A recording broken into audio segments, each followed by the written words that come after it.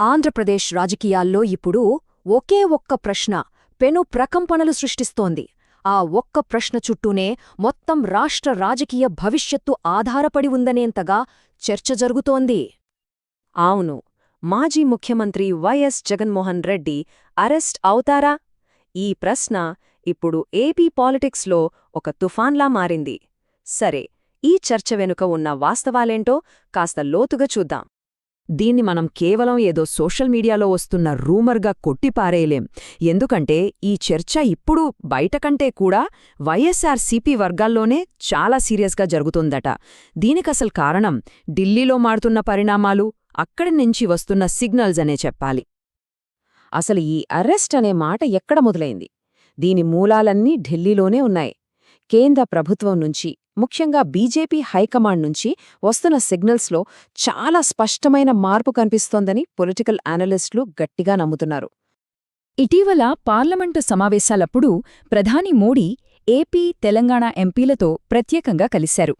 ఆ మీటింగ్లో ఆయన చెప్పినట్టుగా భావిస్తున్న ఈ మాటే ఇప్పుడు పెద్ద సంచలనం.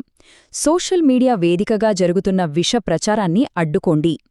ఈ కామెంట్ నేరుగా వైఎస్ఆర్సీపీ సోషల్ మీడియా టీంను ఉద్దేశించిందే అని రాజకీయ వర్గాల్లో బలమైన చర్చ నడుస్తోంది.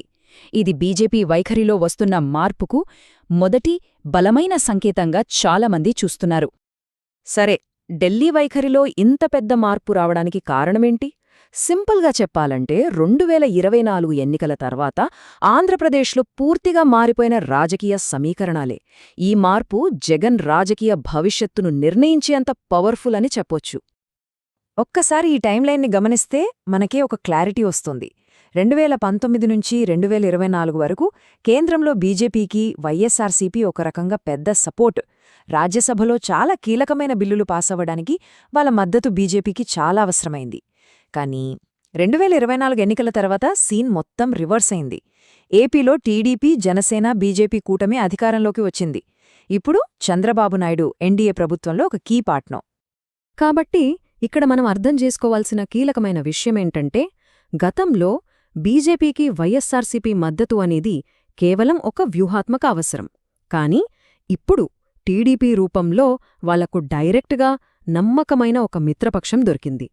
ఈ కొత్త స్నేహం ముందు ఇక జగన్ అవసరం బీజేపీకి పెద్దగా లేదనే భావన బలపడుతోంది. బహుశా అందుకే జగన్కు ఢిల్లీ డోర్స్ క్లోజ్ అవుతున్నాయా అనే డౌట్స్ మొదలయ్యాయి. ఇక అసలు విషయానికి వద్దాం. ఈ రాజకీయ మార్పుల మధ్య జగన్కు అతిపెద్ద లీగల్ సమస్యగా మారబోతోంది అని అంతా అనుకుంటున్నది ఆంధ్రప్రదేశ్ లిక్కర్ స్కామ్. ఈ కేసు విచారణ స్పీడే ప్రస్తుత చర్చకు మెయిన్ పాయింట్. ఈ కేసులో డెవలప్మెంట్స్ చాలా వేగంగా ఉన్నాయి. ఇప్పటికే పలువురు కీలక వ్యక్తులను అరెస్టు చేశారు. కొందరి బెయిల్ను కూడా రద్దు చేశారు. అన్నింటికన్నా ముఖ్యంగా ఎన్ఫోర్స్మెంట్ డైరెక్టరేట్ అంటే ఈడీ ఫీల్డ్లోకి దిగింది. మనీ లాండరింగ్ కోణంలో దర్యాప్తు చేసే ఈడీ ఎంటర్ అవ్వడంతో ఈ కేసు తీవ్రత అమాంతం పెరిగిపోయింది.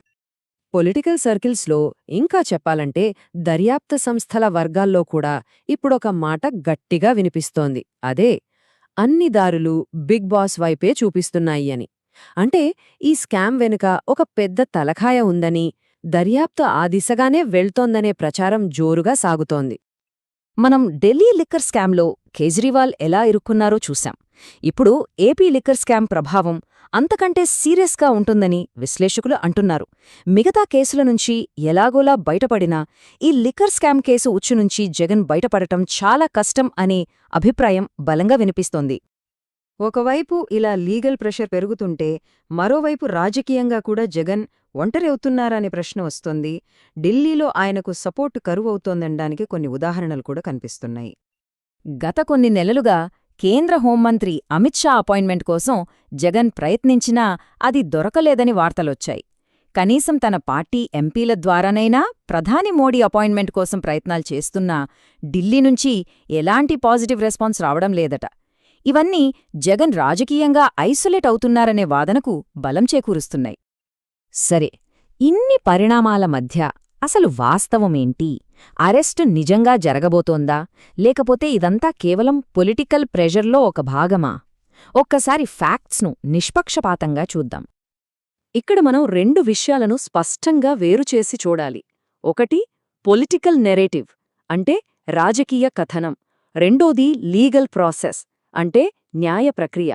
రాజకీయంగా పొత్తులు మారడం, సిగ్నల్స్ రావడం ఇవన్నీ జరుగుతూ ఉంటాయి. కానీ అరెస్ట్ అనేది పూర్తిగా న్యాయ ప్రక్రియ.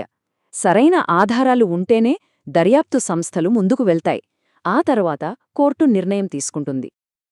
అయితే ఈ అరెస్టు గురించిన చర్చను మనం తేలిగ్గా తీసుకోలేకపోవడానికి 3 ప్రధాన కారణాలున్నాయి. 1. లిక్కర్ స్కామ్ విచారణ చాలా స్పీడ్గా జరుగుతుండటం. 2. కేంద్ర దర్యాప్తు సంస్థలు ఈ విషయంలో చాలా ప్రోయాక్టివ్గా ఉండటం. 3. అన్నింటికన్నా ముఖ్యంగా ఢిల్లీలో రాజకీయ వాతావరణం జగన్కు పూర్తిగా వ్యతిరేకంగా మారడం. ఈ 3 కలిసినప్పుడే ఈ చర్చకు అంత ప్రాధాన్యతొస్తుంది.